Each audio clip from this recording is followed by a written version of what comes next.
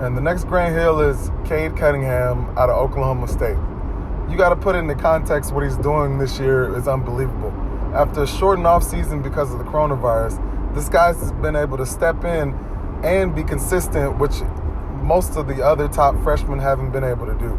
The Brandon Bostons, the Terrence Clarks, obviously Jalen Green is playing with the G League Ignite, so we're not seeing him play. Out of all the freshmen, he's been able to translate to the next level like no one else. If for some of the listeners who are listening to this episode, they probably won't realize who Grant Hill was or how Grant Hill was before his injury. Grant Hill pre-injury was one of the better players in the NBA. He was never sped up. He played at his own pace. He could shoot. He had a good jumper, solid jumper, could hit mid-range, long range. He was a great passer. He was a guy who could get you 25, 8 and 8, and it wasn't like he struggled for 25. Like, the guy could probably score 30, but he just was so unselfish that he didn't score 30. Like, players like this now often get compared to LeBron James. Obviously, Cade Cunningham isn't as athletic as LeBron James, but he's not a slouch either. The difference between a guy like Grant Hill and LeBron is Grant Hill was a better shooter, wasn't nearly as close to athletic. It's basically like a merge of Melo and LeBron. That's kind of what Cade Cunningham is, obviously without LeBron's athleticism, but he has some of LeBron's passing. He can shoot a little bit like Melo from the mid-range. He's pretty decent from long range as well. Right now he has the Oklahoma State team that's not even going to be playing in the postseason. If they didn't have a postseason ban, you could definitely see this guy taking his team to the tournament and maybe going to the second or third round, which is definitely good for a team that's led by a freshman. I've been surprised by his poise and just his overall advanced skill set. You don't really see that much from a freshman coming in. You can see, unlike, the KDs of the worlds and some of the other, super talented freshmen, he's not looking to score 30 or 40, but it looks like he scores that 20, the 18, the 16 points without putting like way too much effort into it. He gets his teammates involved. He's a solid defender, which makes me think his career will have a better outlook than guys like Ben Simmons, guys like Carmelo did, just because of the way he attacks on defense.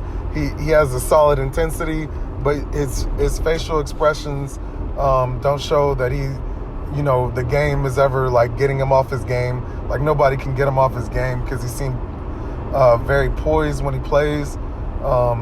Definitely look forward to him being the number one pick next year. I think regardless of team need, he'll still go number one.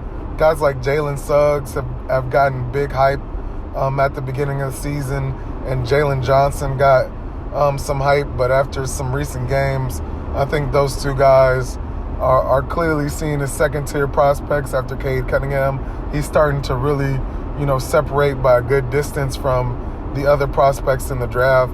So you'll definitely see next year that he's the consensus number one. And if a team already has like a solid guy who's playing his position, Cade Cunningham's still going to go number one. I can see a team trading up. This year there was a lot of talk about teams trading up for the number one pick, but there wasn't that clear-cut talent. I think Cade Cunningham for sure is that clear-cut talent where teams are definitely going to trade up for him. Next year, you're looking at a possible team like the Knicks picking him. They have pretty bad talent. Or probably Detroit, which would be ironic considering his game is so similar to Grant Hill. Detroit looks like it could be one of the worst teams, but it's always dependent on the lottery, so who knows who will get a shot at Cade Cunningham.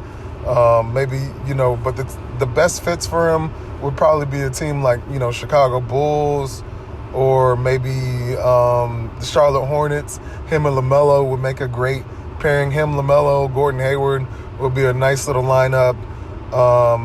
Him going to, the Bulls, like I said earlier, with Zach LaVine. Chris Dunn's no longer there, but they still have Kobe White at the point guard, Lauri Markkanen, and Wendell Carter. That team could be pretty stacked with Cade Cunningham. Overall, whatever team gets him, you can look forward to him being a solid NBA prospect, a guy who's going to be all-star in 2 or 3 years. For his ceiling, I think he can definitely be along the lines of a Jason Tatum. Obviously not as scoring focused as Jason Tatum, but I think he can be like the lead guy, a supermax candidate, a guy who can possibly lead your team in scoring and passing, and possibly play for championships. He's not as good as I would say Zion Williamson. Zion Williamson's athleticism gives him, another level over a lot of prospects. But I think Cade Cunningham at the same time still has, the ability to not get hurt because he's not relying on his athleticism. I think regardless of injuries, he'll still be a top player. It's kind of like that KD skill set, where no matter if KD gets hurt or not, he's still going to be one of the best players in the league. But overall, Cade Cunningham is going to be a great prospect for any team that gets him in next year's draft.